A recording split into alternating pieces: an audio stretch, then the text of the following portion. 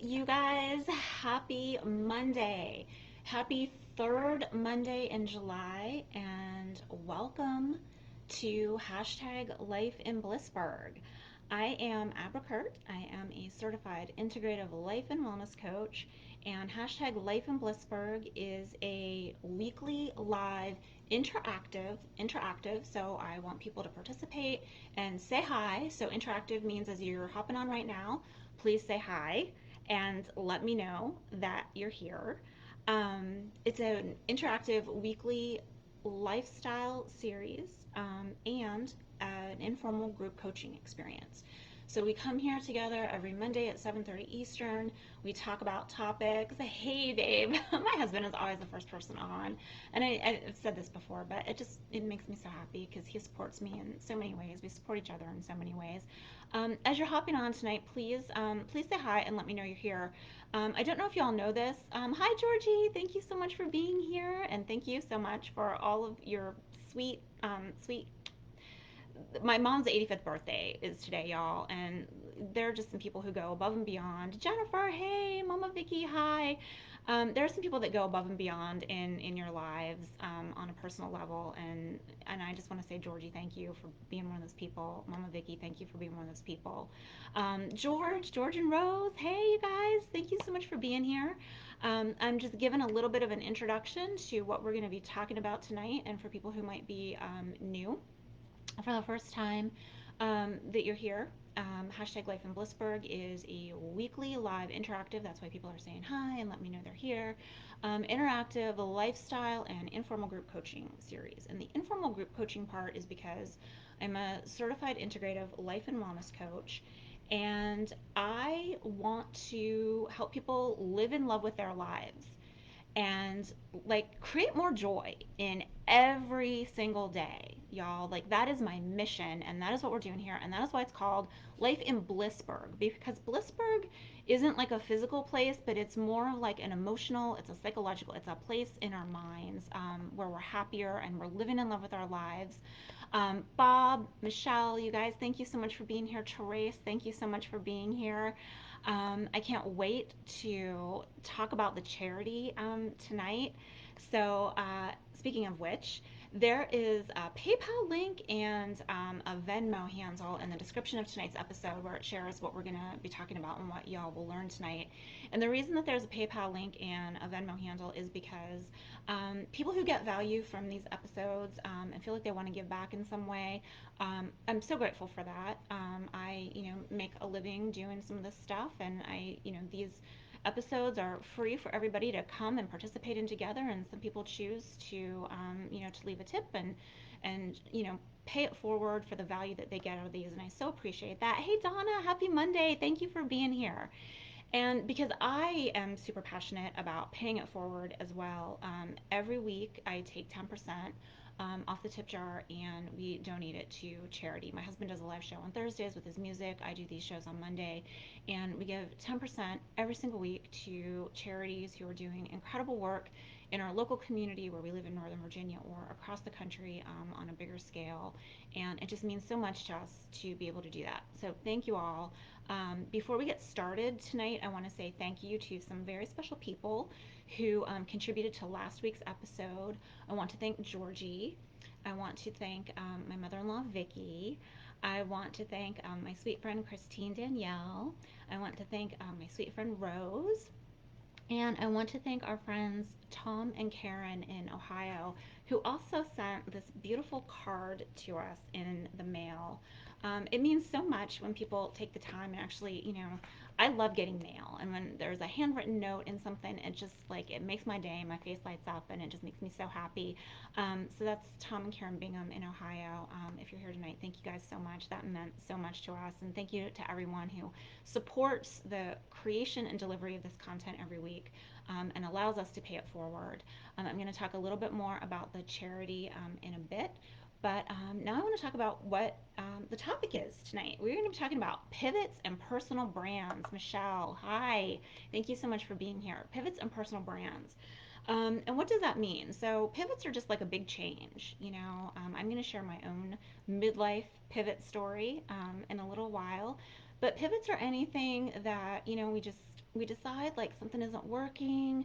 Pivots can also be driven by necessity, but for the purposes of our conversation tonight, we're going to be talking about those purposeful, intentional changes that we want to make in our lives, whether it's career based, relationship based, moving across the country, trying something new, learning a new skill, whatever kind of pivot it is.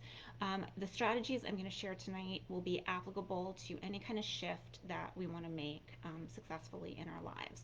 So every week we talk about the why, the what, and the how of the topic at hand. Hey, Janet, it is so great to see you here. Thank you for being here tonight. Um, we talk about the why, what, and how. And so tonight, as it relates to pivots and personal brands, we're going to talk about why it is so important. Hey, Jenny, thank you so much for being here. It's so great to see everyone tonight. I'm so passionate about this topic, and I'm so glad you guys are here. I have my own personal story to share around this and some great tips and strategies to share. So thank you guys so much for being here and being as on this topic as I am. So, why, what, and how? So, we're going to talk about why it's so important to intentionally and on an ongoing basis check in with ourselves and just like ask some questions like, how am I feeling? Are my needs being met? Like, am I happy? Is life as it is right now in its current state working for me? So, we're going to talk about why that is super important. Getting clarity around like kind of the state of our union, the state of our personal union, why that's important. We're going to talk about the what. I'm going to share 3 strategies for making a successful pivot in life and the how. I'm going to talk about how to cultivate an authentic personal brand, an authentic personal brand. And I know some people's like, cockles get up when you say the word personal brand. People automatically think like, oh, that's just like somebody trying to, market themselves, or I don't have something to sell, so that doesn't apply to me. It does.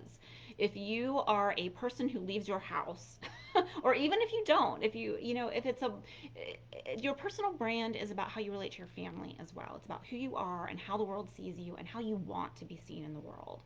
And we should always be purposeful and intentional about those things. And tonight I'm going to share 3 strategies for how to cultivate that on an intentional, purposeful level and be seen and be the people that we want to be authentically. Authentically being the operative word there. So, if that all sounds good to you, please throw up some hearts, throw up some love for tonight's topic of pivots and personal brands.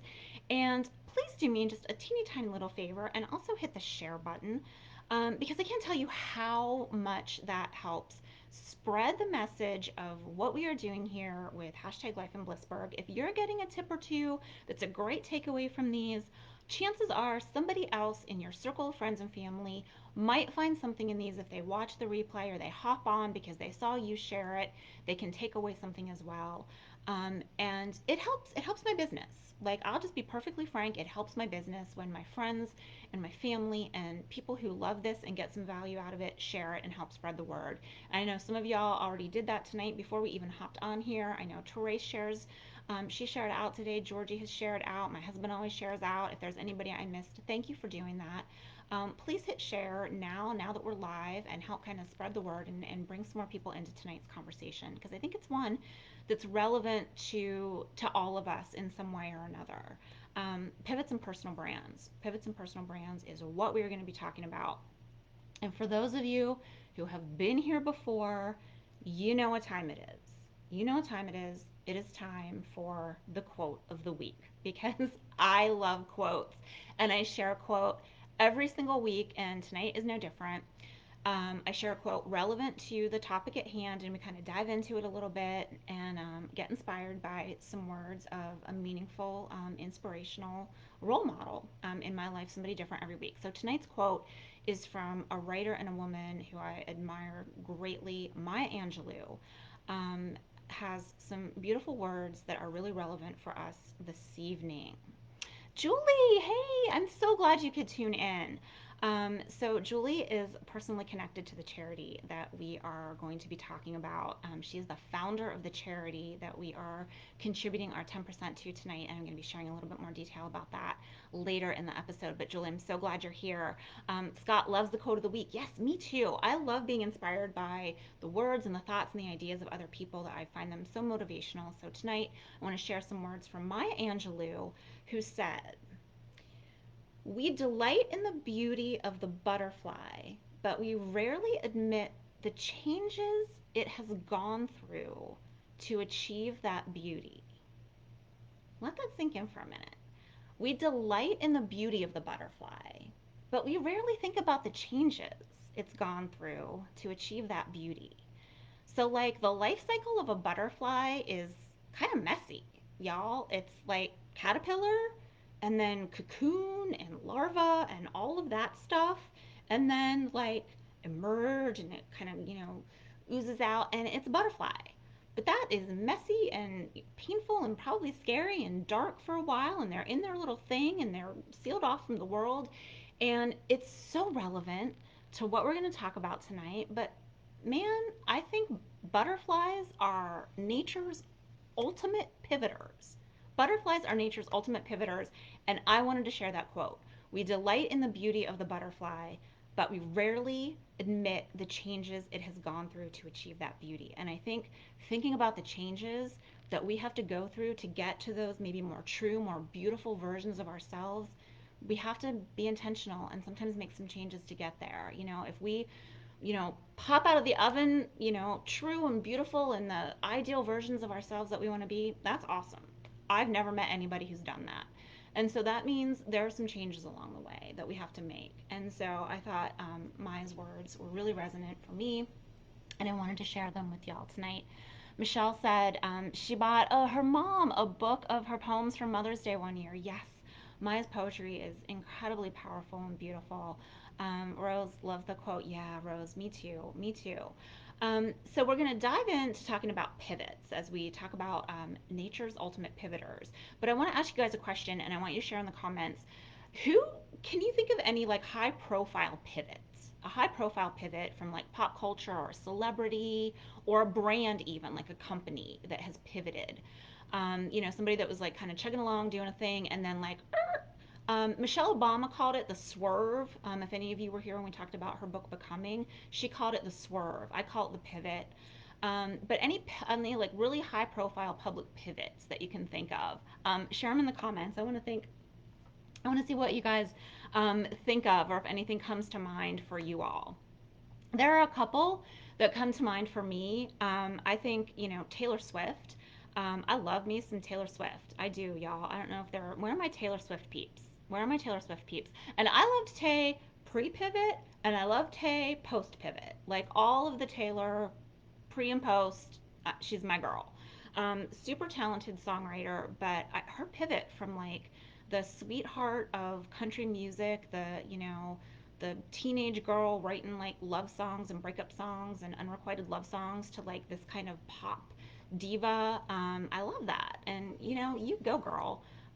She's awesome. Martha Stewart is another one for me. She was always kind of like the domestic sort of maven, but she went to prison for insider trading, and sometimes for some people it's hard to come back from something like that. And she pivoted right back, and her brand is stronger than ever, stronger than ever. Scott says The Rock went from college football player to professional wrestler to highest paid Hollywood actor. Yes. Oh my God. Love me some Dwayne Johnson. Love me some Dwayne Johnson. The Rock, and he's just a dang good person too. I don't know if you know, like he is super charitable and he's just always contributing to causes and publicizing like important issues. Love The Rock, love Dwayne Johnson. That's a great example, babe. I love that. Kelly Clarkson, yes, Mama Vicky, that's a great example. Andrea Bocelli. Oh, I'm not familiar with his pivot. What was he? George says Andrea Bocelli. I only know him as one thing. Please enlighten me. What was his pivot? I'd love to hear that.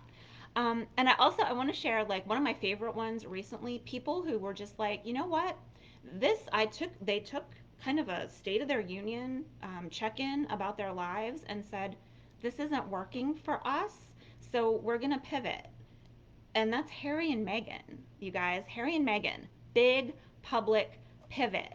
And love them for that because they, there's some expectations there, y'all. Some big expectations. And they were like, peace out. This isn't working for us, for our family, and we need to do our own thing. And they pivoted. Some brands too. So Netflix, if you think of what Netflix used to be, right? Like who got the red envelopes in the mail from Netflix? We did. We were Netflix subscribers back in the day. Wish we were Netflix stock owners back in the day, but we weren't. But yeah, right? Netflix, like big pivot. Like they saw the industry changing. They kind of were on the forefront of streaming. Because I remember when they first started that, I was like, what? Who's gonna like watch movies on the internet? That's weird. And now, like, that's all we all do, right? Like, Netflix and chill. Like, they redefined the way we consume, like, entertainment, like visual, like movies and television shows and things like that. So, Netflix, big example of a brand pivot. Teresa's Arnold Schwarzenegger. Oh, yes, another good one. Like, bodybuilding, like, competitive bodybuilder to, like, actor to politician. Scott said the Olsen twins. Oh, yeah, that's another really good one. The Olsen twins, like the, little America's Sweetheart girls on that. Shoot, I can't think of what that show is called, but y'all know who the Olsen twins were. They played the little girl character on that show with John Stamos and Candace Cameron. Full House, Full House. And then they like became fashion designers and like darn good ones too, and cultivated this whole new brand. They pivoted. They were like, we don't want to be part of like the Hollywood actor scene. And good for them because a lot of child actors go down a kind of a sad path, and they carved out a whole new life for themselves. George is telling me the story of Andrea Bocelli, which I'm fascinated by now. Blind in a soccer accident when he was 12. I had no idea. Y'all, thank you for that. See, this is why I love this community. I learn something every week from you guys, every single week. That is such a powerful story. Thank you for sharing that. Yeah, it's a great one. Al Franken, Janet says, yes, yes. Another good one, Scott. Full House. Yes, thank you guys. Thank you. Yes, it was Full House. Full House was the show. So there have been some really like public, high profile, successful, right? Successful pivots. People who have successfully reinvented themselves, who we all had these like, preconceived notions of and expectations of, and they did their thing. And you know what? Totally worked. Totally worked. So, um, we're going to talk about the why first, right? So, like, is as pivots go, why is it important to do that sort of check-in with yourself, right? We talked about Harry and Meghan kind of taking the self-assessment and like this life isn't what we want, and they pieced out and did their own thing. And so why is it important that we do that, that we check in with ourselves on a regular basis and ask ourselves, like, am I happy with my life? Is this working for me? Am I happy with my work? Am I happy with my relationship? Are there tweaks I need to make? Like, are there, conversations I need to have? Are there things I want to learn? Are there more things I want to do with my life? Am I fulfilled? Are my needs being met? And I think we need to do that on a regular basis. And sometimes, it's we have to because circumstances in our lives change and we're like come face to face with like, whoa, this isn't working for me anymore. But even if that doesn't happen, I think we need to do it intentionally and with purpose on a regular basis, at least once a year. Maybe, a lot of people do it at the beginning of the year. They set intentions or make New Year's resolutions, right? So the New Year is a big time that a lot of people start taking stock of life and see what they want to change. But then by like, January 16th, like we've all kind of forgotten what we said on January 1st. But I do mid-year check-ins too. And I make a vision board every year, and I'm going to talk about that a little bit in more detail in a minute. But I always check in with that. Well, I keep it somewhere where I can see it every day, but I really do a deep check in mid year. And I think, like right now, hard times, difficult times, uncertain seasons, are a really good time to do those like check-ins too. Like, I have an opportunity to learn something about myself right now. What's working, what isn't, what do I want to change, what do I want to carry forward that I've had to do differently and pivot right now in this season, what don't I want to carry forward, what normal don't I want to go back to because it really wasn't that normal to start with. So all those things, we should do that on a regular basis, and we should do that on a regular basis for three reasons. I think three big reasons. The first one is we grow and change. Pretty obvious, right? Like, we grow and change over time. Literally, physically, we grow up and change. We are not the same people we were in high school. We are not the same people we were in college. We are not the same people we were when we were in our 20s or 30s or when we were newlyweds or any of those things. We grow physically, we grow mentally, we grow emotionally and spiritually, right? Like in all of those pillars of wellness that we've talked about for those of you who have been here in other weeks, we grow and change over the course of our lives. And whether we're tapped into what those changes actually are or not, it's happening. It's happening to us. And so it's important to like be intentional and to just take a breath and like think about the ways that we've grown and changed. And if our lives are still kind of on the surface looking the same, but inside we've gone through like all the stuff, like do we feel like we maybe need to do something to catch up to all that? So that's reason number one, because we just naturally evolve, right? Number two, because if we don't check in with ourselves and decide we need to make some tweaks or pivot or do something a little bit differently, other people are going to make those decisions for us or instead of us, right? So if we're just going along on autopilot in a job that we're like, it's fine, right? Like, I'm not like super happy, but it's not horrible. And, especially for those of us who've been in like a corporate America setting, and this is the pivot that I'm going to share in a couple minutes, but they kind of set benchmarks for you, right? Like if you want to climb that ladder and you want to be promoted from manager to director to, all of the levels in between, like, senior and then, the next level and then VP and all that stuff, there are benchmarks.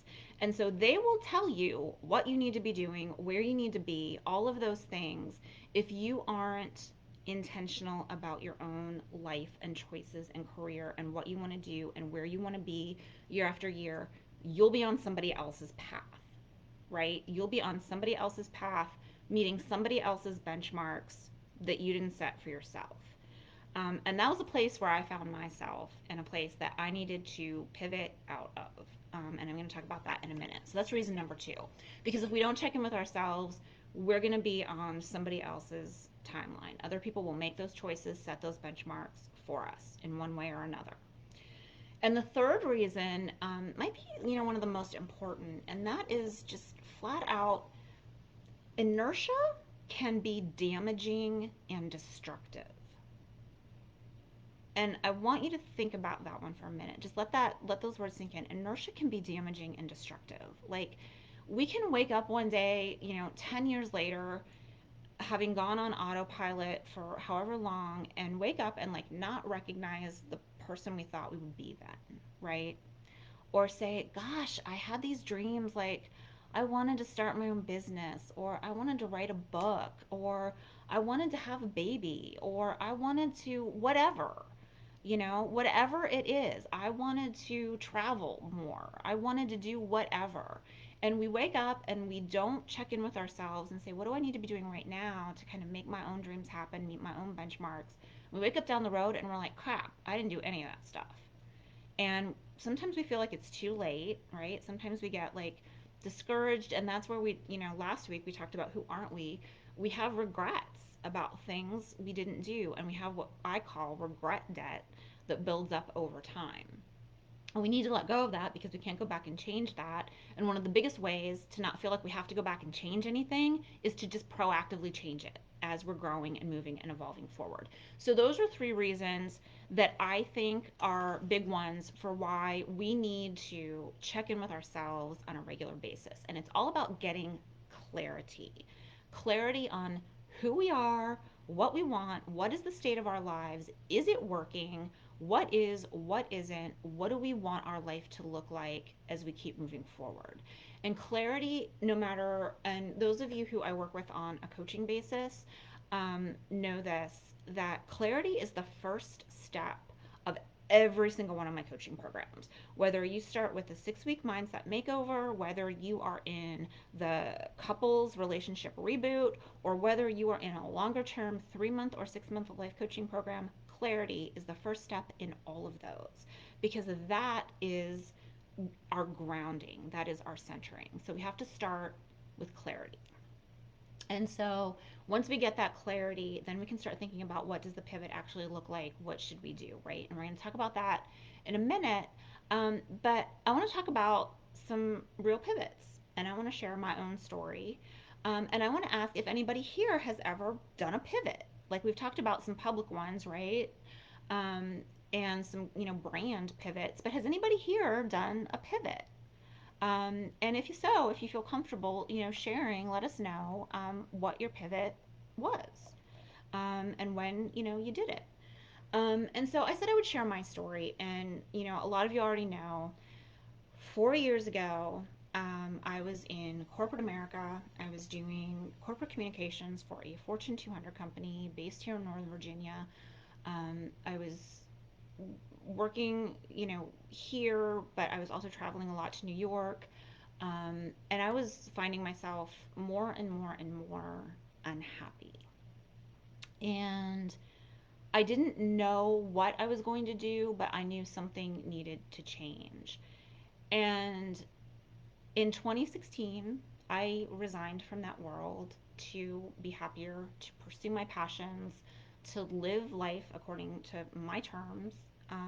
And I didn't look back to corporate America. And it was the best decision I ever made. It was a scary decision. I kind of did it without a real net, It was just one of those things that was like, if I don't do this now, I don't know, because frankly, the golden handcuffs are real, y'all, like salary, six-figure salary, bonus, and benefits package are real. And leaving that behind is a huge leap. And, you know, I leapt into entrepreneurship and candle making. But I want to share a short little timeline with y'all that started on October 17th, 2015. And I have to say, kudos to Facebook for like just having a record of our lives on some level. It's kind of scary, right? But I didn't used to be a journaler. I didn't journal. That's been more of like the past year and a half kind of thing. And so I didn't know, I knew the years, but I didn't know exact dates for things. And I wanted to know that. Like, that's just something I want to put in my timeline. And so I went back through Facebook and I looked for some of these dates. And on October 17th, 2015, y'all, that was the day I made candles for the first time ever, ever. I watched a video on YouTube. I bought a soy candle making kit from Amazon, and I made candles for the first time because I burned candles all the time at home, and a lot of you already know the story. And I learned more and more about, like, I was starting to get like allergies and weird burning eye things and stuffy nose and all these things, and I couldn't pinpoint where it was coming from. But I had candles burning all the time, and I used to just buy whatever I thought smelled good or was pretty or had a pretty jar or whatever. And I didn't know, I never read labels, and I didn't know what went in them, and I didn't know like how harmful those things could be.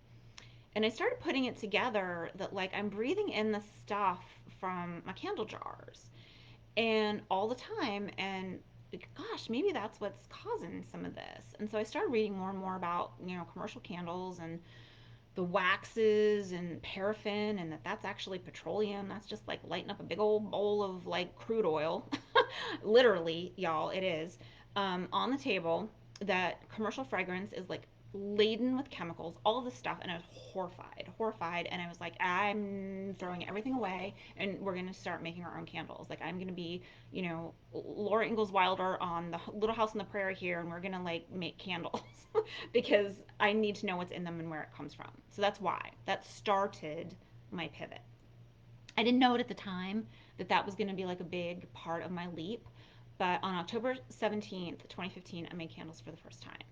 And that year at Christmas, so I started giving them away as gifts, and people were like, "Oh, you should sell these." And I started saying, would you pay money for them? And people were like, yeah. And I was like, okay, well, 20 bucks. Like, okay, the thing I just gave you for free, like, give me 20 bucks for that. So, no, in all seriousness, that year at Christmas, I decided to host a little party at my house and sell candles for the first time. And I didn't know anything about, really running a small business, like a maker business. I was a freelance PR person, a lifetime ago. After the PR firm I worked for had, closed its doors, but I didn't know anything about being a maker or being in business or any of that stuff. But gosh, I got really passionate really fast about making candles and sharing that story with people and talking about scent and how, our rituals like lighting candles make us feel. And that started becoming part of my story, because that was part of why I loved candles so much. Scott said he pivoted in high school from sports to music. Yeah, that is a cool pivot story. And pivoted last year from an office job to being a full time musician. Yeah, yes. Let's all give Scott some big props. Like he's coming up on like a full year of full time musicianship, y'all, and that is not an easy road to go down, especially right now with the current state of the world. But he is doing it. He's making it work. He is a total professional, and God, I'm so proud of him. So yeah, that's a big pivot. Thank you, babe, for sharing that. So proud of you. So I started telling my story and making candles, and I started thinking about, well, what if this could be like a bigger thing? Like I I sold like a couple $100 worth of candles at my own in my own dining room at my house over Christmas that season. And I made a little website, and I was doing this little thing on the side. And fast forward a couple months to New Year's Day 2016. So the first time I ever made a candle in my life, y'all, October 17th, 2015. New Year's Day, Scott and I went to Shenandoah National Park for a winter hike. We just wanted we loved going up there. We wanted to spend New Year's Day there and kind of kick off our year that way, being healthier and all the things. And we used to always stop at this place called the Apple House in Front Royal. They had these amazing apple cinnamon donuts. And they have like a little restaurant. I think they're kind of known for their barbecue, which wasn't really my thing, but the donuts were totally my thing. We would stop there all the time on our way to Shenandoah and get some donuts. Talk about healthy New Year. Let's grab some donuts on the way to our hike, but we did. And they have a gift shop inside the store. If anybody's been there, you know what I'm talking about. Any of my kind of Northern Virginia peeps. They have this kind of cute, like rustic gift shop in there. And we came out with our cinnamon donuts and we're in the car driving to Shenandoah. And it's, 2.5 months after I made candles for the first time in my life. And I was like, babe, wouldn't it be so cool if I could sell candles in a shop like that someday? Dang it, I'm going to sell my candles in a shop like that someday. And I staked that claim on January 1st, 2016. Rose was at that open house. Yes, you were, my friend. Thank you for being part of my journey this whole time. I love you. Mwah. Michelle says she always wanted to teach, but her family wasn't able to send her to school for it. She was a dental assistant after high school. A few years after her mom was working for college, she was able to go to school. Yeah, gosh, that's a great pivot story, Michelle. I had no idea you were a dental assistant. See, that was a very successful pivot because I only know you as a teacher. Vicky says delicious donuts for sure, Donna. Apple House donuts. Yeah, y'all know what I'm talking about. So on that day, 2.5 months after I made candles for the first time, I was like bigger, thinking bigger. And I'm like, wouldn't it be awesome if I could sell my candles in this store someday? So I made it my life's work to, well, in addition to, doing my corporate job, but on my side life's work to figure out how I was going to get my candles in a store, dang it. And I was literally like printing labels at home. I mean, and this is what we all have to embrace as part of our pivots, right? The first version of your pivot is gonna suck. It's going to be amateur. if the first version of the thing that you do after your pivot is perfect and polished and shiny and it's selling off the shelves in like, Neiman's and Saks, you waited too long. Okay, and congratulations, but there's a learning curve. There is a learning curve and a process. Christine, hey, I'm so glad you're here. Christine pivoted from a theater major to international relations when she realized she had no talent. I find that very hard to believe. I know you, Christine, and I know you have talent. And, we've talked about your voice, and you still have that very, like, theater resonant, like, clear, just like projecting voice. And so I disagree that you don't have talent, but your international relations work has benefited our world. So thank you for that. Um, so I was like, you know what, dang it, I'm going to get my candles in the store. And I worked really hard at putting a product together that I could get in a store. And I called this store and I was like, I want you to sell my candles, please. Who should I meet with to talk about that? So they were very nice, and it's easy when you work with like another independent business, right? So they were like, come in, show us what you make, we'll introduce you to our buyer for our gift shop. And they had like real brand things in there, right? It wasn't all like homemade things. Like they had, I called them like real products. Like there were real things in their store. And some of it was like locally made, sourced from Virginia makers. But they had some real like commercial brands in there too, and they sold candles already. But I was like, you need to be selling mine. So I took some candles and I met with their buyer, and she's like, oh, these smell really good. And I'm like, yeah. And you know what else? They don't have any crap chemicals in them, and they're all made with like, soy wax. And I hand pour everything and hand mix the fragrances. And I was so proud. And I told my story, and they were like, we would like to carry your candles. And I was like, oh, really? I'm like, you have not. And this was like, I think this was like in May. So January, I was like, dang it, this is what I want. May, I got my meeting and they said, let's do it. And on June 25th, 2016, um, after I had only made candles for the first time in my life in October of 2015, I delivered my first order of candles to the Apple House. And Trish says she tried to pivot in 2005, but being a single mother for 20 years made it difficult to let go of an IT corporate job. Yeah, Trish, I hear you, right? Like our responsibilities sometimes it makes it hard. It makes it hard for us, right? And that's why being real strategic and real grounded and having some real strategies in place and a support system, right? Because I'm gonna be the first person to admit right now, I didn't just do this all by myself. Okay, if I didn't have my strong support system, if I didn't have Scott being my cheerleader, you know, all of the ways that he has supported me and supported our family while I made that transition, because y'all, saying goodbye to a corporate salary is no joke. And that is a way that we show up for each other. So I can imagine how hard it is to make pivots, being a single parent. I'm so grateful for Scott and for the support system I had. And this is why I was able to make my pivot. He was able to make his pivot because we show up and do these, things for each other. Um, Donna says she remembers how excited I was when Apple House started carrying my candles. Yeah, I was so freaking excited. And that was just the beginning, right? And that day that I delivered my candles, I was unpacking everything on their they had this bar in the back where they did wine tastings too. And there was a woman shopping, and she walked over to my candles and she's like, oh, what are these? And I was like, these are my candles. And I was so happy, and I told her my story, and I was like, I'm gonna sell them here, I'm delivering my first order today. And they're made in Virginia, and I told her my whole story, and she smelled a candle and she was like, oh my god, these smell so good.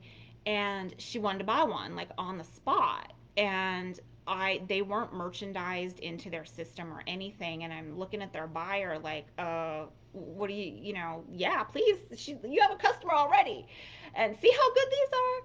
And the woman was like she's literally just delivering these, like they're not in our system, they're not priced, they're not anything. And I was like, so I'm like, you have to sell her these candles. I'm like, I'll meet her out back.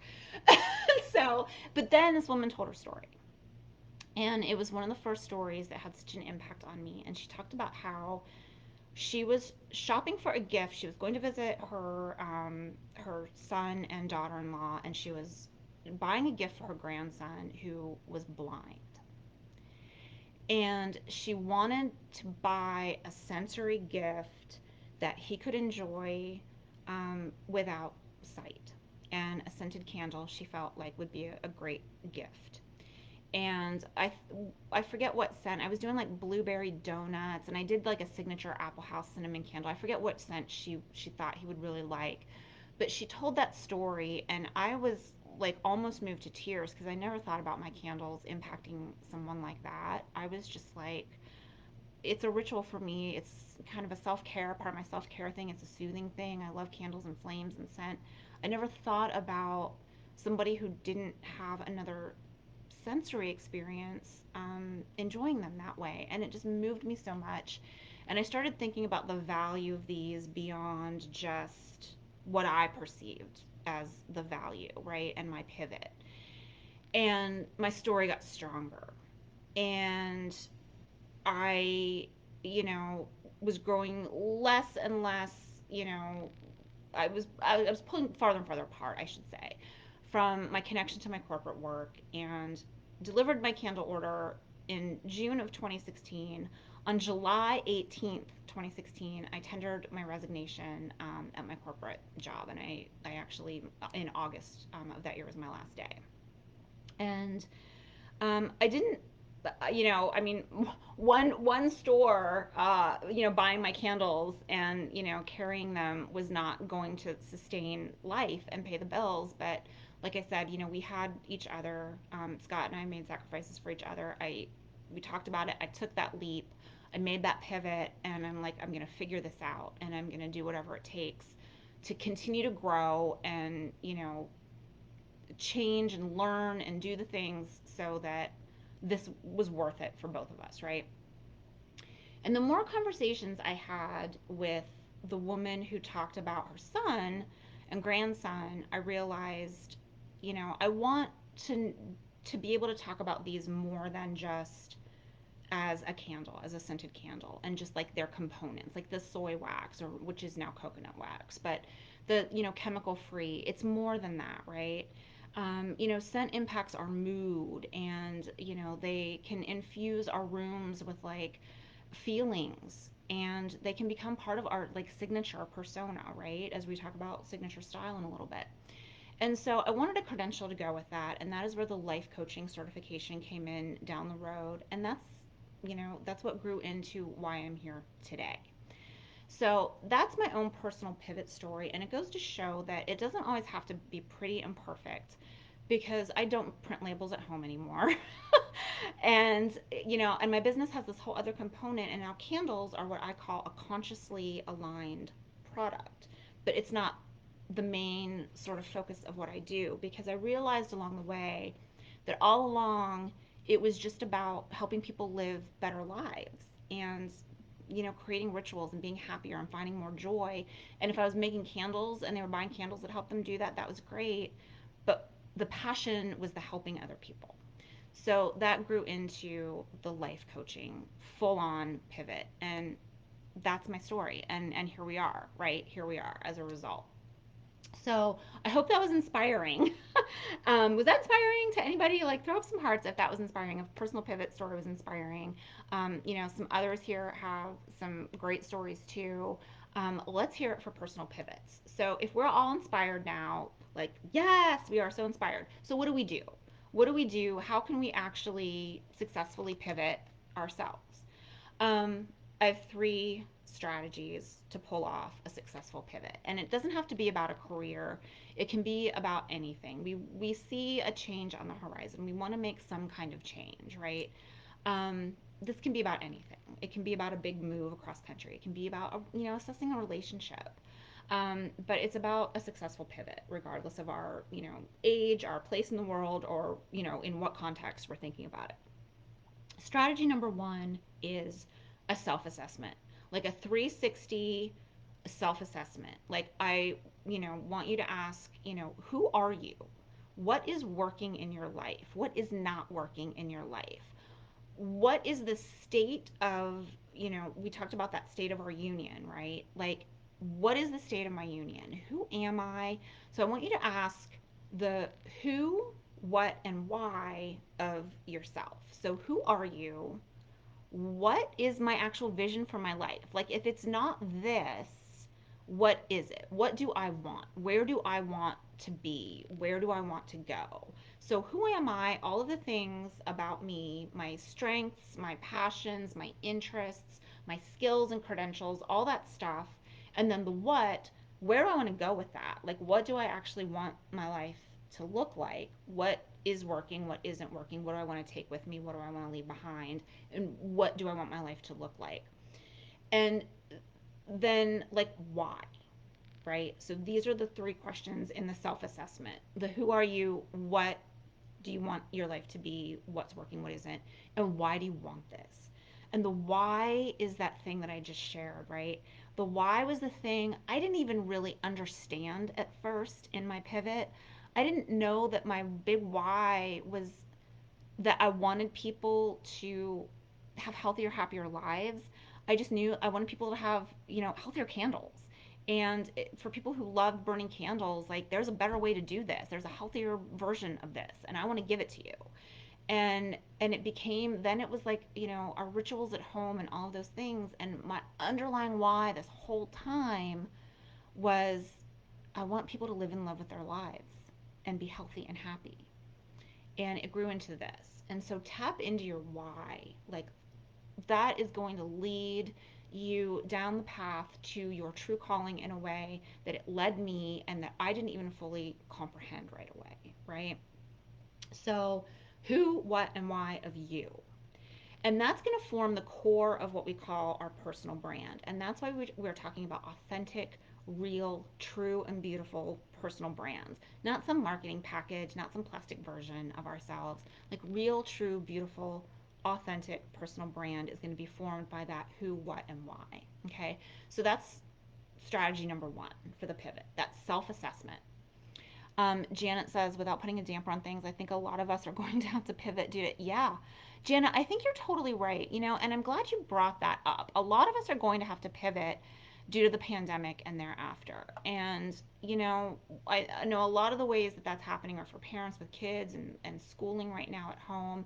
But I'm so glad that you brought that up for another reason, because a lot of people's jobs are changing, or a lot of people are realizing like the job that they had is going away, or it has gone away, or um, maybe they have kids at home and their job isn't going to be super flexible with, the whole virtual schooling and having to be home with kids, right? Like, I totally get that. And I'm so glad you brought that up, because Scott and I were having a conversation the other day, and I don't know how many of you all saw.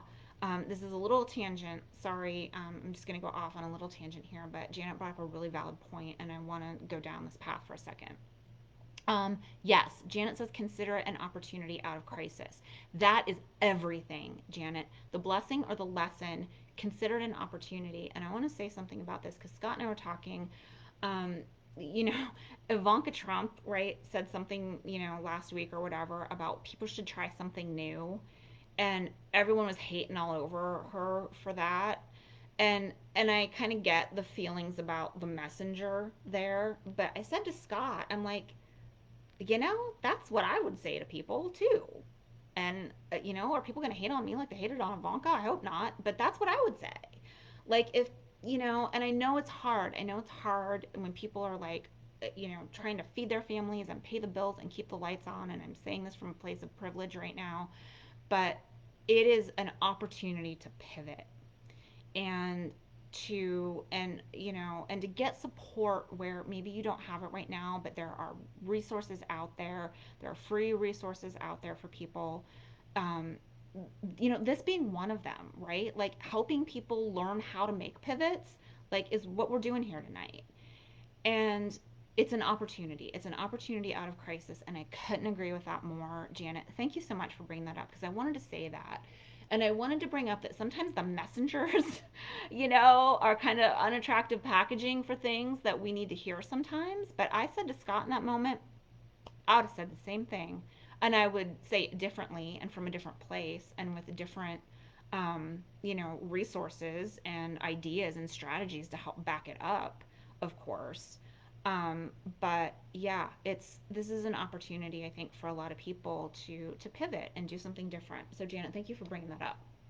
So strategy number one was our self-assessment, which is going to form this true, authentic, beautiful personal brand.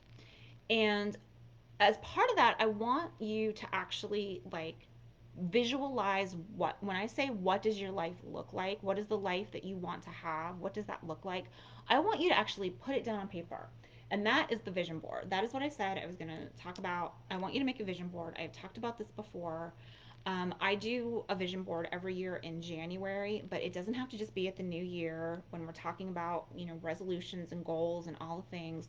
Birthdays are a great time for vision boards. Any kind of major life transition is a great time to kind of put your ideal life down in visual form and put some like inspiring words and phrases to like help amplify the power of it.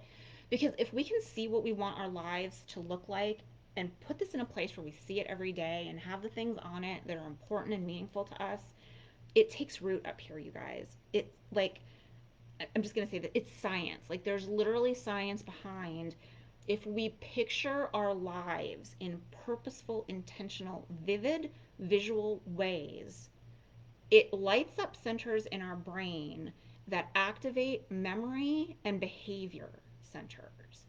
And it's where change starts. It's where change starts when we can actually see it and know what we want it to look like. So, vision boards, y'all, are one of the steps of doing that self assessment, actually putting it down on paper. Magazines, I'm going to share some of my favorites at the end of the episode. Cut out magazines, put it on a vision board, look at it every day, check back in with it, and get real grounded in what you want that life to look like. Um, and it's a motivating piece of that pivot and change. Um, Jennifer says it is how the message is communicated. Yeah, it is, right? And the intention behind it, right? Okay, so strategy number two for a successful pivot. After you know what you want your life to look like, right? You've made your vision board and you're like, I want to be a badass rule breaker. I want love. I want joy. I want giving, healthy, beautiful. You have all these images. Um, then what? So, strategy number two is okay, so identify your gaps, right? So, where are you now to where do you want to be? So, what are the steps that you have to take to get there? What are your gap needs? So, if it's a career change and it's something that you're not currently qualified for in some way, like do you need a certification for it? Do you need to take a class on it? Do you need to go back to school in some way? Do you need to, get some money in the bank to weather a transition of quitting a job before you quit a job? And y'all, I can't highly recommend that enough. Like getting some money in the bank before the, waving goodbye to the corporate salary is a good idea. Um, but what are the gaps, right? So the learnings, the credentials. Do you need a coach? Do you need a life coach to help you identify, like in your specific case? Because we can talk about globally applicable strategies here. But what I do is really get down into the nitty gritty with people's lives and circumstances to help formulate pivots. And so, do you need a coach to help you figure that out? You definitely need a support system of some kind. Okay, whether it's a partner in life, whether it's an accountability friend, whether it's a mentor, just somebody who is going to be a steadfast support system for a pivot. You're going to need that. And also the mental and emotional gaps, because sometimes those are the things that trip us up the most, you guys. It's the stories that we tell ourselves in our own minds about once we start down this path, why it's not going to happen. And when I share my resources at the end, I'm going to talk about something, and I don't want anybody to roll their eyes, but I'm going to share a resource that I want y'all to get real familiar with and real comfortable with because it's about our mental and emotional gaps as well. Y'all, we need growth mindsets. We need growth mindsets to make successful pivots. We need, like, and I know like saying we need and we should is not always helpful sometimes, but we have to get there. We have to figure out how to stop telling ourselves the stories that hold us back. because we hold ourselves back sometimes before we even like get out of the gate, right? And the doubt and the imposter syndrome and the I'm not good enough, all of those things kick in before we've even had time to start the path. And so, getting past all of that, recognizing that we have mental and emotional gaps that are hurdles too, is an important part of a strategy. So, that's strategy number two. Strategy number three, okay, you've done your self assessment, you know what you want it to look like, you know your why, you've identified your gaps. Like, I need to get a certification, I'm going to hire a life coach, I have my accountability partner here. Strategy number three, do the work. I know, right? Do the work. Okay? Nothing is going to just happen out of the blue. There is effort and hard freaking work. Like, get scrappy, get gritty, like, do the work. Y'all, when I stood outside the Apple House, and I look back on that now and it's all kind of funny, and I said to Scott, like, wouldn't it be so amazing if I could get my candles in here? Well, they didn't just show up in the store.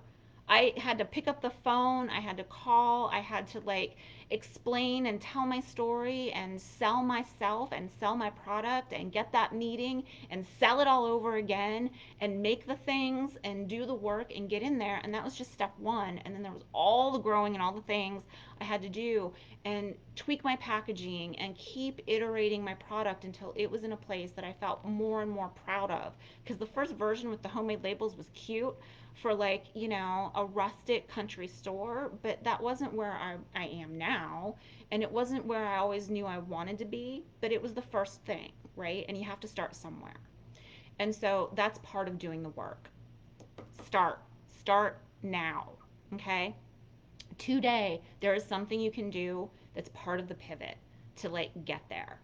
It's going to take courage, it's going to take big brave, but we have to start living the pivot. I call it living the pivot. So, whatever it is, dive into the learnings. Start making the thing. Like, do it wrong, do it messy, make it bad, do all the mistakes, but just keep working it. Just keep living the pivot. Do the work. And y'all, avoid comparison. Avoid the comparison because it's so destructive. It's part of those mental and emotional gaps I talked about.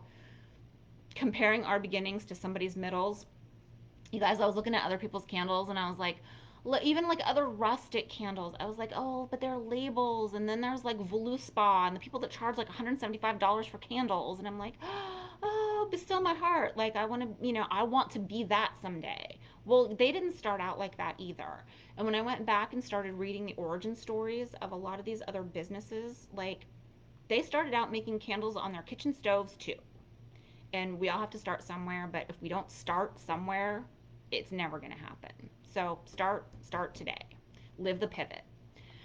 So those are the three strategies for a successful pivot. So we have to do the self-assessment, we have to identify our gap needs, and we have to do the freaking work. And it's not going to happen overnight, you guys. It's not going to happen overnight. We are in the 8th episode of hashtag Life in Blissburg. We did 4 weeks of Mindset Mondays back in May. So I've done 12 episodes of these. Um, I learn something new every time. I make tweaks every time. There are things I'm like, I want to change this. I look at other people doing lives. I'm like, oh, I want their kind of number. My own husband's numbers, right? I have like number envy.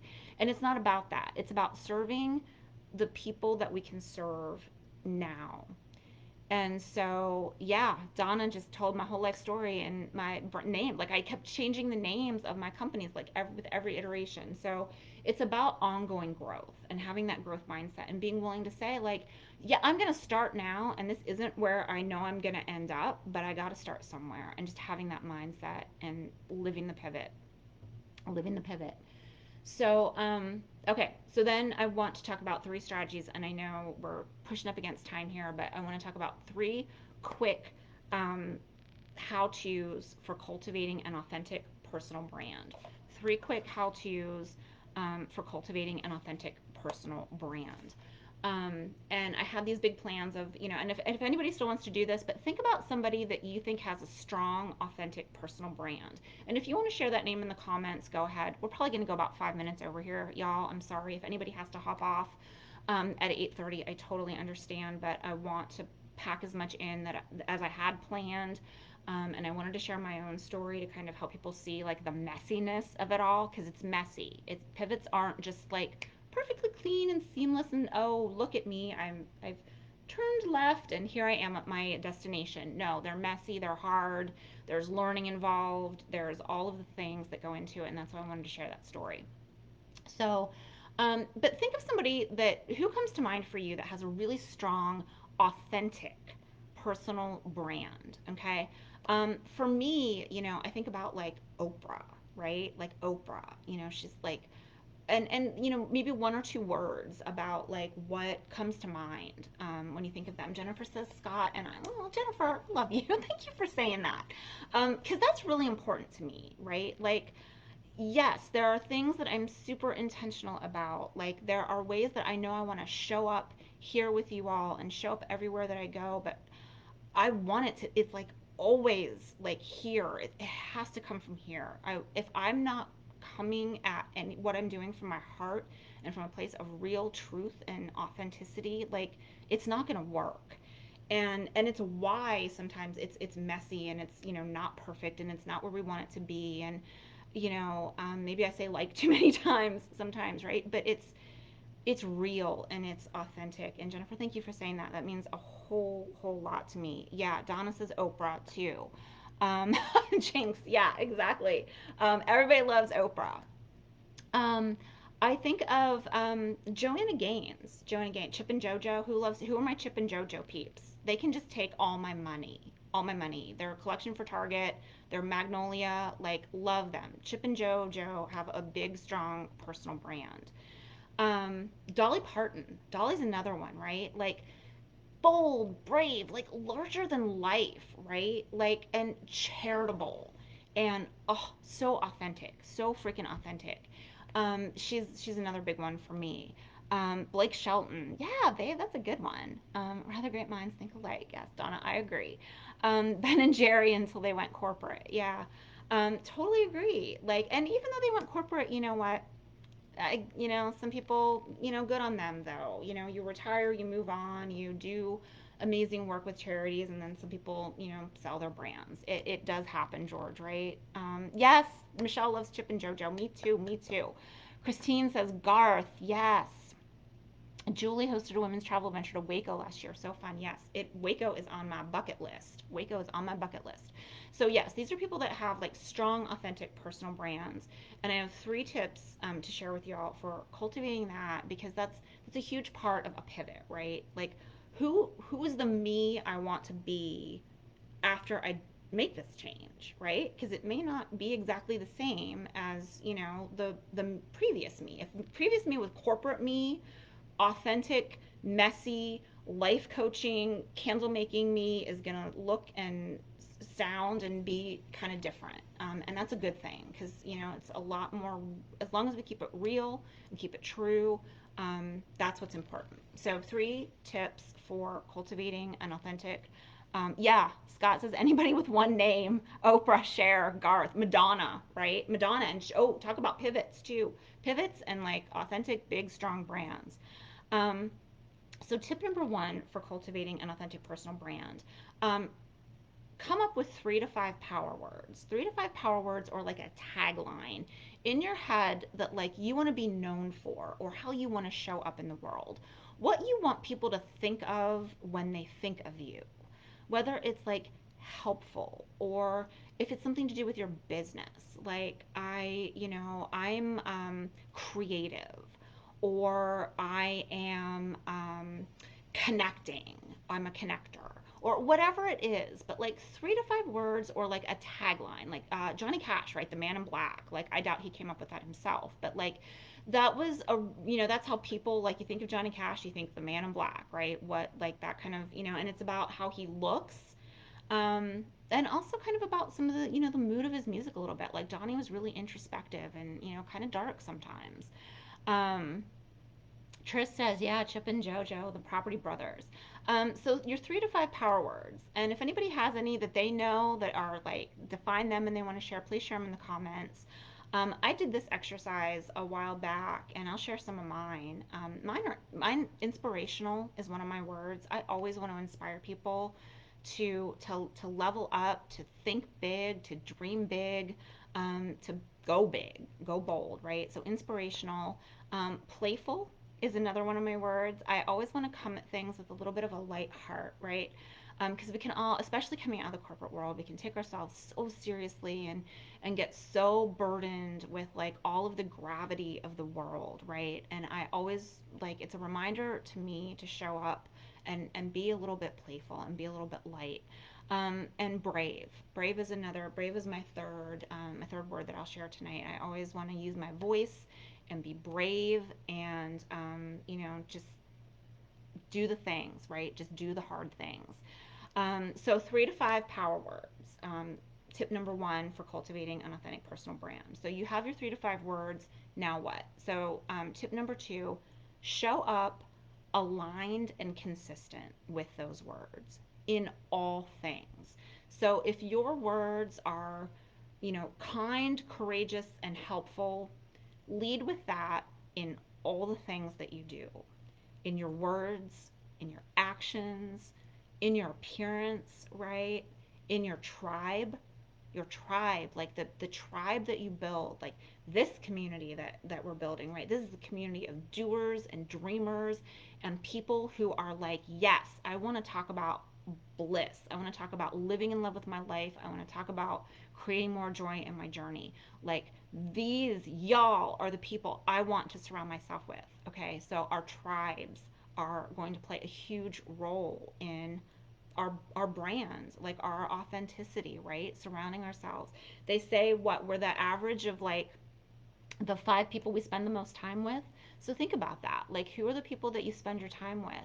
And if it's people, and I'm not saying like, oh, they don't fit my brand, so y'all are out of my life. No, but if it's people who aren't willing to grow with you and would hold you back in some way or are a negative force in your life, maybe that does justify a little bit more of a conversation and some more thoughtfulness about how does that person fit into my life moving forward? Is that a healthy relationship? Is that part of my tribe, part of the support system that I'm going to need to be successful? And so we need to think about those things too. So um, showing up aligned and consistently in all things words, actions, appearance, and our tribe. Um, Myers Briggs personality tests, George said. Ooh, Janet says, would power words emerge from personality tests? Oh, so that's where the Myers Briggs stuff is coming in. Um, I'm gonna say a big no. I'm gonna say a big hell no. I used to love personality tests, and it's not that I don't love them still. Like I think they're fun, and I like to see what they say. But and Janet, I know you weren't here last week, but we talked about last week's topic was who aren't you, and I talked a lot about how not letting personality tests and other people's like, oh, if I answered this way, that means I'm this thing, define us. Mm-mm. No, you define you. You define your 3 words. Like, I can't say that more emphatically. It's how you want to feel, how you want to be, how you want to show up in this world for your people, for yourself. You define those words. No personality test. If you want to take a personality test for fun, sure. But I am not a fan of letting those things define us because we can get pigeonholed by them. We can use them as a crutch or an excuse. Well, my Myers Briggs thing says I'm like, I'm more touchy feely, and I'm more, so I don't think that way. And I think a lot of times they can create fixed mindsets that are really unhelpful when we need to be pivoting and growing and learning and moving forward. I think those kinds of things can hold us back. So I'm sorry if I was a little bit aggressive with that, but I feel really strongly about not letting a personality test, our horoscope sign, like any of that stuff, like define our thing for us.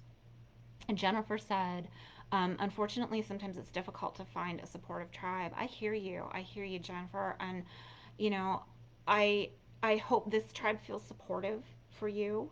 Um, I always want to be able to show up for you and be supportive for you and everybody else who's here.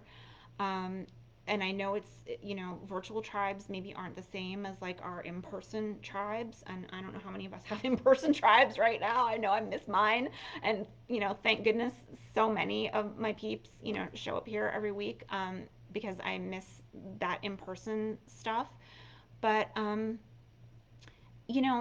honestly, Jennifer, I'd love to have a conversation. Like, feel free to reach out and let's talk about that. But, um, you know, I want this place to always feel safe and supportive. And, what we're creating here, this community, I think everybody here, we are each other's cheerleaders, whether we know each other in person, in our real lives or not.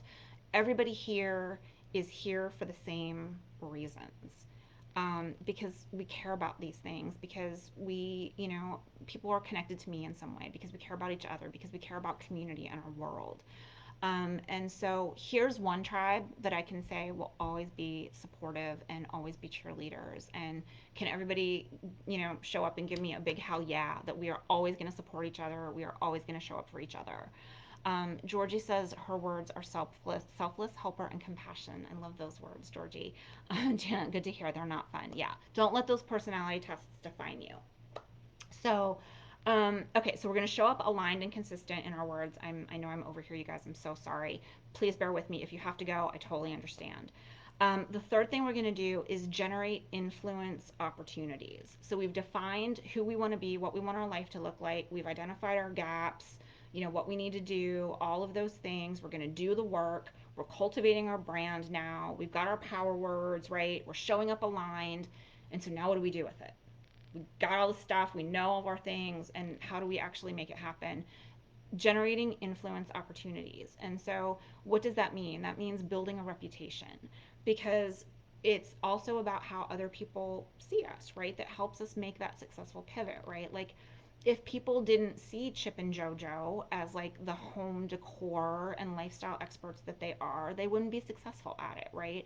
If people didn't see Oprah as this empathetic, empowering, individual, like she wouldn't be successful at it. So it's about bringing people along with you in your story, right? So creating those opportunities, and it's about using the tools that we have, right? We aren't always going to be like, the keynote speaker at something like right away, right? Like that doesn't always happen. So it's about using the tools and resources that we have, social media, how we show up in these public personal places, being aligned and consistent. um, you know Maybe we start a blog, maybe we start, I do these live shows because I want this to be part of who I am. Like, I help, I show up, I am consistent, I am inspirational, like I am brave. And this is part of that for me. Like, I created an influence opportunity to be here with you all, to build a reputation, and build a tribe and a community, right? So, those are the three tips: power words, show up aligned and consistently, and generate influence opportunities. Okay, so I know we're going over. I have to talk about this charity, you guys. I have to talk about this charity. Julie, thank you so much for hanging in here this long. And this is your first time for being on the show. The charity tonight, 10% of all of the tip jar proceeds are going to a charity called Souls of Love. Souls of Love. And I don't mean the souls that we have in here that we talk about on a spiritual level every week. I talk about the soles of our feet, you guys, the soles of our feet. And Souls of Love was founded by Julie Gaver, who's here tonight, and was introduced to me by my sweet friend Therese Boucher, who's also here. And what Souls of Love does is, it's souls, it's the soles of our feet, it's shoes. They provide shoes for children in need, and they're collecting like big time right now because it's back to school time. Whether kids are going back to school virtually or they're going back in person a couple of days a week or whatever, also kids grow and they need new shoes, and back to school time is a time typically in a child's life cycle that they get new outfits and they get new shoes every year. And not all families, and gosh, especially right now, y'all, especially right now, not all families can provide that. And Souls of Love is helping to fill those needs and fill that gap. And so 10% of the proceeds from tonight's tip jar, I'm going to send off as a cash donation to Souls of Love. They are also collecting actual shoes, actual children's shoes. And so my dear friend Therese and Julie, who are here, their names are in the comments. It's Therese Boucher, Therese, Boucher, if you see her in the comments, and Julie Kuhn, I hope I'm saying that correctly, Gaver. They're here in the comments. If you would like to donate directly some children's shoes, a new pair of children's shoes, please DM them. They've both offered to respond to folks here, and they will hook you up with an address and a way to donate shoes directly. But Souls of Love, when we think about cultivating, like our personal brand, right? And I talk about appearance, like a lot of us are just like, who are my shoe peeps, right? Like, oh, our Louboutins, right? Like my fancy girls. With our heels and our Jimmy Choos and all of the things, right? And it's about our clothes, and we go out and buy a whole new wardrobe to go with our personal brands. And when we were in school, that was a big part of like who we were in school, right? Like our identities as kids. And some families don't have the means to make that happen. And so I thought this was a perfect episode to match this charity with this topic as we're talking about authentic and our personal brands and how we show up and how we kind of live our truth and cultivate our style and all of those things. And so Souls of Love, as Therese shared in the comments, it's souls like SOLES, soles of our feet, like soles of our shoes. um, they're giving shoes to children in need. And in the wintertime, they give warm boots. So there's need in the winter. Again, it's not just the tennis shoes and the loafers and all the things that kids wear for back to school time. In the winter, there's also a shortage of warm boots. And I know that that is another part of the work they do. So Julie, Therese, thank you for founding an organization that's showing up for kids this way. Therese, thank you for introducing me to this great organization. And thank you all who have maybe already donated through the tip jar tonight. I'll share names and thanks in the comments tomorrow. But thank you all for helping us to support this incredibly important work and incredibly important charity, Souls of Love. If you want to learn more, please Google it or reach out to Therese or Julie, who are in the comments. So that is our charity for tonight's chip jar. I also want to share some super quick resources before we go tonight. I said I want to talk about something. I don't want anybody to roll their eyes, but I want you to get real comfortable. If you're thinking about a pivot, you're thinking about cultivating a new, authentic personal brand, I want you to get real comfortable with the concept of the law of attraction. The law of attraction. And I know that sounds woo woo for a lot of people. It's like the secret, the law of attraction, all of those things. It's real, you guys. It really is. It really is. I cannot say this enough. I cannot say this enough. Part of the success of my journey and my pivot and my work is believing it. Okay, it's the mindset, it's the way we talk to ourselves about what we're doing, it's the coming at what we want from a place of positivity and growth mindsets and abundance mindsets and not focusing on lack. And I want to give you guys an example of that, okay? Really quick. I know I said 5 minutes, it's like 15. I'm so sorry. But this is a really important topic and I'm so passionate about it. And thank you all for hanging in here. Um, the pandemic happened, right? Okay. Scott is a performing, touring musician. He goes to Nashville every month for a week to write songs and record songs and meet with, other writers and, the whole music team that he has in Nashville. The pandemic happened. All of his gigs got canceled. All of his trips to Nashville got canceled. Um, you know, the face of my work was changing in a lot of ways, and we could have been like, holy crap, we now have no money and no income. And in some ways, right, that was kind of true because all of the gigs, like, they did dry up, right? And it's not like, you don't get sick days when you're an independent musician. You don't get vacation time, paid vacation when you're an independent musician, right? That comes from music. We could have been like, holy crap, we need to lock down life and, just stop spending and stop giving and stop doing all the things and come at this pandemic from a place of like a scarcity mindset and fear. And Scott pivoted right away to doing online live shows. That was an example of a pivot he didn't share. The pandemic hit. Scott was doing live shows all over, Northern Virginia, DC, Maryland, Virginia area, but it's part of the Mid Atlantic and other states as well, traveling to Nashville. The pandemic hits. He doesn't miss a beat and pivots right away to doing lives online and setting up a tip jar, much like we have here tonight. Y'all, our community up, showed up, and so many of you are part of that community with him as well.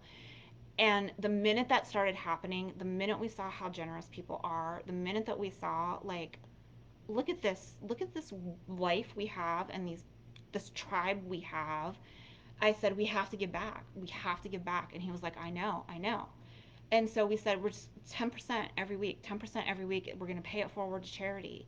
And y'all, we never thought twice about it. And we could have come at this from a place of like, we can't afford to give money away right now. Like, we don't know what next month is going to, hold.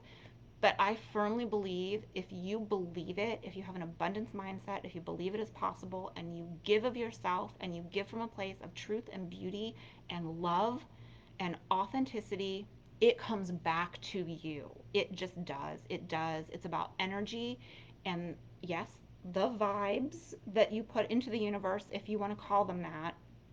But gratitude and love and truth and beauty and giving of ourselves, and it comes back to us. And that is all about a growth mindset and an abundance mindset. And so the law of attraction, y'all. um, a journal. I've said this before. If you don't journal yet, just do it. Journal your big dreams every single day. I have a list of 10 dreams. Don't make me pull out my gold sparkly journal again because I do it every week. I write down the same 10 dreams every single day as if they've already happened every single morning, and I connect to those, and they keep me on my path because I know that is my North Star. Journal. I also recommend like a fun personal talisman. So I wear this, like, it's a compass necklace. um, and it just reminds me that I'm on a journey and I'm helping other people on their journey. And so something like this that's like a power piece for you. Some people wear malas, some people have like a little affirmation card that they keep on their desk, something like that. Um, but a little personal talisman that infuses, your journey with some truth and power. And I said I wanted to share some of my personal favorite magazines for vision board creation. So I'm going to do that now. Mantra Wellness, you guys. I get this at Whole Foods, but you can also subscribe to it online. It's just, look at this cover. She is fierce. And it's so cool because it's like a half and half. So half goes one way and half goes the other way. And then there's always like a part two on the other side. Mantra Wellness is one. Origin Magazine, y'all, is another one. It's the same publisher, so another great magazine for vision boards. This is where you're going to get all your inspiring images, all of the power words, all of the really inspiring stuff. Oprah, y'all, we said Oprah. She's another one. JoJo, Chip and JoJo, Magnolia Journal, love them. Take all my money. And Success Magazine. I love this because this is about people who are, trying to, this is for entrepreneurs, but it's also for people who are just trying to succeed in life. And so those are my favorite magazines for putting together a vision board. So I wanted to share those resources. Um, a life coach is a good resource too, y'all. If anybody wants to dive deeper, please. I do complimentary 30-minute telephone consultations or Zoom chat. If anybody's just like, I don't even know what I would do with a life coach, and you just want to have a conversation, send me a message.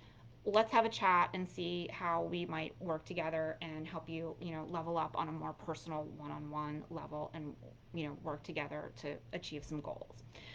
So those are the resources I wanted to share. Thank you guys so much. I know I went way over tonight. I went way over.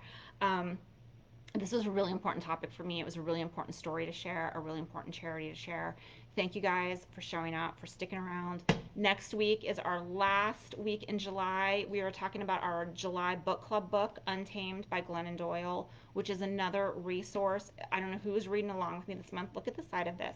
I've marked like 150 pages of this book to talk about next week. This is the book I wish I had written, you guys. I wish, like, just so much truth, so much power. Like, I can't even wait to talk about this book with y'all. So I don't know who's reading along with me, but I can't wait to talk about this book with you next week right here Monday at 7:30. We're going to be back doing this thing and finishing out our Live Your Truth month in July. Thank you guys so much. Georgie, Vicky, Trace, and Julie, thank you so much for being here and representing Souls of Love. Um, Donna, Rose, George, Bob, Michelle, Christine. There are two Christines here tonight. Jennifer, I'm sorry if I missed anyone. Thank you guys. Mwah. Love this tribe. Be good to yourselves.